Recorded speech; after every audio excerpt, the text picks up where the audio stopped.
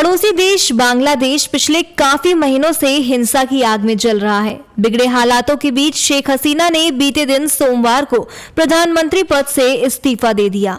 वह सेना के हेलीकॉप्टर में बैठकर अपनी बहन के साथ किसी सुरक्षित जगह के लिए रवाना भी हो गई थी। हिंसा की आग में सुलगते बांग्लादेश में तख्तापलट के बाद शेख हसीना भारत पहुंच गई हैं। इस वक्त शेख हसीना हिंडन एयरबेस के सेफ हाउस में है। खबरें हैं कि शेख हसीना लंदन के लिए जल्द ही रवाना हो जाएंगी। इसके बाद देश के सेना चीफ वकरुज्जमान ने राष्ट्र को संबोधित करते हुए कहा कि अंतरिम सरकार देश को चलाएगी। बता दें कि शेख हसीना के जाते ही बांग्लादेश के सेना प्रमुख वकरुज्जमान ने ढाका में प्रेस कॉन्फ्रेंस कर जल्द से जल्द अंतरिम सरकार बनाने की बात कही थी। तो अब शेख हसीना के इस्तीफा देने के बाद आखिर बांग्लादेश की कमान किसके हाथों में होगी? क्या वहां चुनाव फिर से होंगे या फिर सेना अपने अंडर में सब कुछ कर लेगी? ऐसे में आइए जानते हैं कि आखिर बांग्लादेश की सत्ता किसके हाथों में हो सकती है।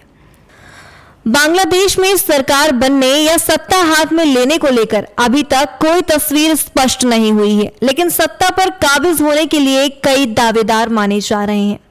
बता दें कि हाल ही में शेख हसीना के इस्तीफा देने के बाद हुई आर्मी चीफ की प्रेस कॉन्फ्रेंस से अंदाजा लगाया जा रहा था कि अब आर्मी रूल लग सकता है और सेना प्रमुख अपने हाथ में देश की कमान ले सकते हैं।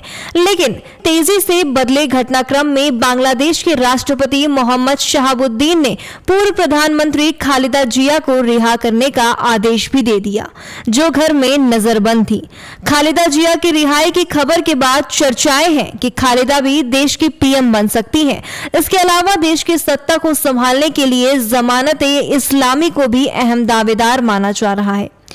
अभी इन तीनों दावेदारों को लेकर कुछ भी स्पष्ट नहीं हो पाया कि आखिर इनमें से किसका बांग्लादेश पर शासन होगा, परंतु इतना जरूर कहा जा सकता है कि आने वाले समय में इन्हीं तीनों में से कोई एक दावेदार के हाथ में देश की सत्ता जा सकती है। तो ऐसी ही तमाम खबरों को जानने व उनसे जुड़ने के लिए देखते रहिए लिली न्यूज़ ऑफ इंडिया।